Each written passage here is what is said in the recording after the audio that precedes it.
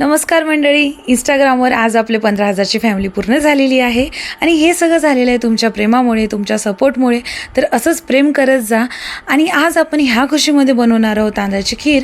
तांदळाची खीरची 4-5 पद्धती आहेत, त्यामध्ये माझी एक पद्धत मी तुमच्यासोबत शेअर करणार आहे. तर चला बनवूया. सर्वप्रथम तांदळांना चांगलं स्वच्छ धुवून घ्या आणि त्यानंतर अर्धा तास तांदळांना पाण्यामध्ये भिजवून ठेवा. त्यानंतर एका मिक्सरच्या भांड्यामध्ये तांदळांना चांगलं बारीक करा, पण तांदळाचा जो टेक्स्चर असेल तो रव्यासारखा जाडसर ठेवा. त्यानंतर एका पॅन मध्ये तूप आणि बारीक करून घेतलेले तांदूळ टाका आणि याला चांगला आता परतून घ्या. तांदूळ थोडासा कलर सोडायला लागला की त्यानंतर ह्यामध्ये किसून घेतलेला ओला खोबरा टाका. मी 1 वाटी तांदळासाठी 6 वाट्या दूध घेतलेलं आहे. जर कधी दूध कमी वाटलं असं तुम्हाला वाटत असेल तर तुम्ही ह्यामध्ये पाणी ॲड करू शकता, पण पाणी ॲड करत असाल तर गरम पाणी ॲड करा. आता दुधामध्ये तांदळांना चांगलं शिजवून घ्या.